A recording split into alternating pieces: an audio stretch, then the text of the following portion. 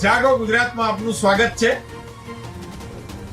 આપ જોઈ રહ્યા છો જાગો ગુજરાત અને હું છું જયસુખ પટેલ। અમેરિકાએ અફઘાનિસ્તાન છોડતાની સાથે જ અફઘાનિસ્તાન ઉપર હવે તાલિબાનીઓએ કબજો કરી લીધો છે। ક્રૂરતાના દ્રશ્યો સામે આવી રહ્યા છે। અફઘાનિસ્તાનીઓ દેશ છોડીને ભાગી રહ્યા છે। ત્યારે આપણી સાથે ભાજપ આ અંગે શું માને છે તે ચર્ચા કરવા માટે ઉપસ્થિત છે સૂફી સંત M.K. ચિશ્તી, ભારતીય જનતા પાર્ટી લઘુમતી મોરચાના મહામંત્રી। આવો એમની સાથે આપણે ચર્ચા કરીએ અને પૂછીએ તેમને સવાલ। અફઘાનિસ્તાનમાં શું તાલિબાનીઓ રાજ કરે છે? આ બાબતે શું કહેશો? આજે રાજ આવ્યું છે અફઘાનિસ્તાનમાં તાલિબાનનું, એ એમને એમ નથી આવ્યું, એ અમેરિકાના પાપે આવ્યું છે।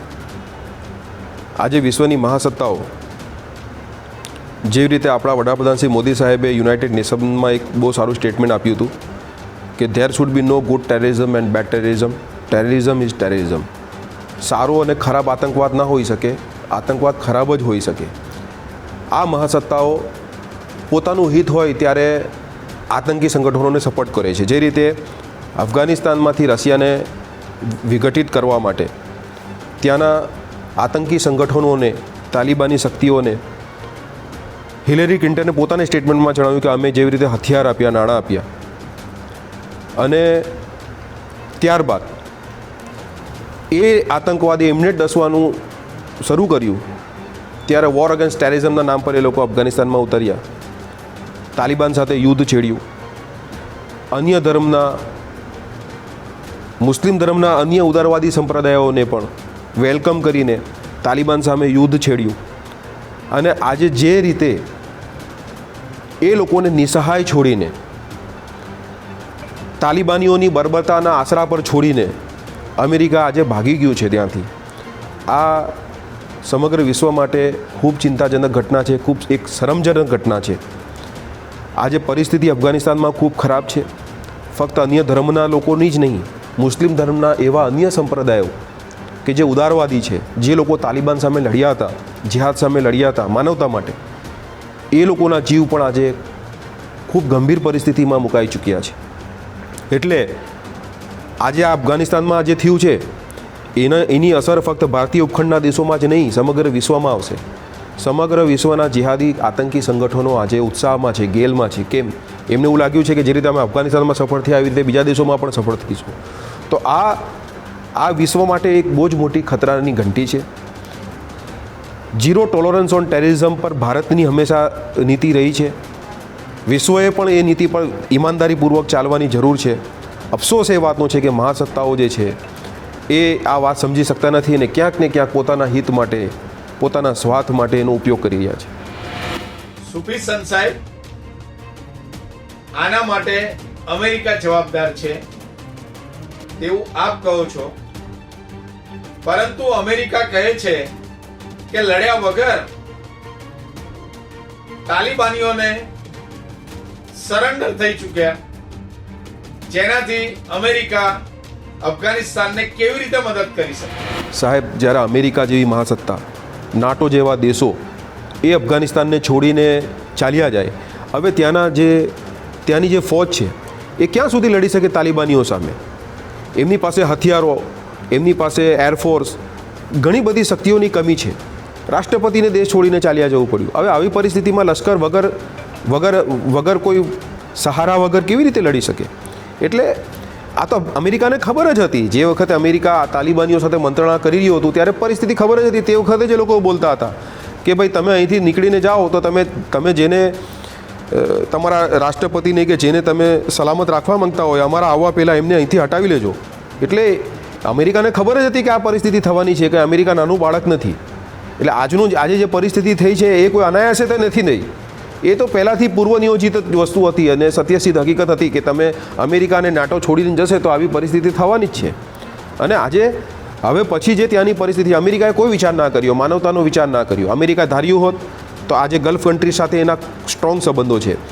તાલિબાનીઓ સાથે જે વખતે મંત્રણા ચાલતી હતી ત્યારે આજે અન્ય દેશના લોકો તો પોતાના નાગરિકોને ત્યાંથી હટાવી રહ્યા છે, પણ તે વખતે એ વસ્તુ બી નિર્ધારિત કર્યું હતી કે અફઘાનિસ્તાનના તે લોકો જે બિચારા નિર્દોષ લોકો, ઉદારવાદી લોકો, માનવતાવાદી લોકો જે માથા પર કફન બાંધીને આતંકવાદ સામે લડ્યા હતા, એ લોકોના પણ જીવ ખતરામાં મુકાશે તો એમને પણ પોલિટિકલ એસાઇલમ આપવામાં આવે, એમને આશરો આપવામાં આવે, એમને સહી સલામત ત્યાંથી ખસેડીને અન્ય દેશોની અંદર આજે જેવી રીતે સિરિયાના કે અન્ય દેશોના રેફ્યુજીસને આશરો આપવામાં આવે છે એ રીતે એમનું સેફ સ્થળાંતર કરવામાં આવે એની ચિંતા પણ અમેરિકાએ નથી કરી. આ ઘણી શરમજનક અને ખૂબ ગંભીર ઘટના છે. સુખી સાહેબ, અફઘાનિસ્તાનના રાષ્ટ્રપતિ દેશ છોડીને ભાગી ગયા, જનતાને અનાથ કરી દીધી, તેમજ મુસ્લિમ કન્ટ્રીઓ પણ ત્યાંની આવામને સ્વીકારવા તૈયાર નથી, ત્યારે આ બાબતે આપ શું કહેશો? સાહેબ, આના માટે અમેરિકા જવાબદાર છે. અમેરિકાને જ્યારે પોતાની ધારેલા કામ કરાવવા હોય તો યુનાઇટેડ નેશન્સની અંદર કે FATFની અંદર કે આર્થિક પ્રતિબંધો, તેલ નહીં વેચી શકાય, આમ નહીં કરી શકાય, તેમ નહીં કરી શકાય, વિઝા નહીં અપાય, વેપાર નહીં થાય, આ દેશથી અનેક જાતના પ્રતિબંધો લગાવે છે. અમેરિકાએ ધાર્યું હોત તો જે લોકો આજે જે આ પરિસ્થિતિમાં જીવી રહ્યા છે અફઘાનિસ્તાનમાં, જે ઉદારવાદી લોકો અને જે માનવતાવાદી લોકો, મેં તમને કીધું એમ એમને સેફ સલામત સ્થળાંતરિત કરી શકાયા હોત.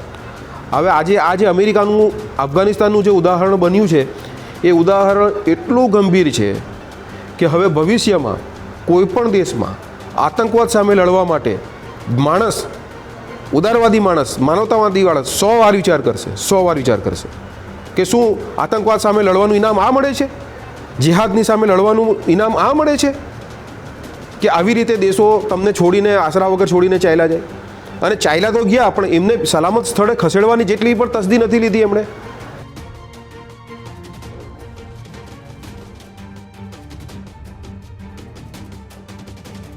સો ટકા બનશે સાહેબ. અફઘાનિસ્તાનના આતંકીઓના સંગઠનો જેવી રીતે ચાઇનાએ આજે સૌથી પહેલાં મિત્રતાનું એલાન કર્યું. મિત્રતા તો જૂની જ હતી, પ્રીત પુરાની થી. ચાઇના ઓર તાલિબાન કી પ્રીત તો પુરાની થી. અને ભારતના સાથેના સમીકરણો હવે વધારે પૂરતા ચિંતાજનક બનશે. મોદી સાહેબ અને ભારત સરકાર આ બાબતમાં જે પગલાઓ લઈ રહી હતી તે વખતે કોઈએ એને ગંભીરતાથી લીધું નહીં. વિપક્ષોએ ખોટા હોબાળાઓ મચાવ્યા. આજે ચાઇના જે છે, ચાઇનાના સપોર્ટથી જ તાલિબાન લડી રહ્યું હતું અમેરિકા સામે. ચાઇનાનો બહુ મોટો સપોર્ટ હતો. અને આ બધા કમ્યુનિસ્ટ શક્તિઓ એકત્રિત થશે, આતંકી શક્તિઓ એકત્રિત થશે, તાલિબાની અને જિહાદી શક્તિઓ એકત્રિત થશે. આના ખૂબ ગંભીર પરિણામો ભારતીય ઉપખંડના દેશોમાં બી આવશે, કેમ કે એના સીધા સંબંધો પાકિસ્તાનના આતંકવાદી સંગઠનો સાથે છે, એના સીધા સંબંધો અહીંયા ભારતમાં જે સ્લીપર સેલ છે એની સાથે પણ એના સંબંધો છે. આ લોકો ખૂબ ઉત્સાહમાં આવી ગયા છે. એટલે અન્ય દેશોમાં પણ જ્યાં એમનું નેટવર્ક છે ત્યાં આતંકી શક્તિઓ જે છે તે પૂરજોશમાં આવી ચૂકી છે. એ સમગ્ર વિશ્વ માટે એક ખૂબ જ ગંભીર અને ખતરારૂપ ઘટના છે. આપ જોઈ રહ્યા છો જાગો ગુજરાત.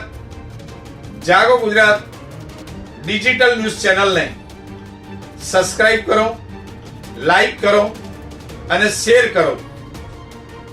તમારા સબસ્ક્રાઇબરથી જ અમારી હિંમતને હોસલો મળે છે અને પ્રામાણિક પત્રકારત્વને વેગ મળે છે. જય હિન્દ.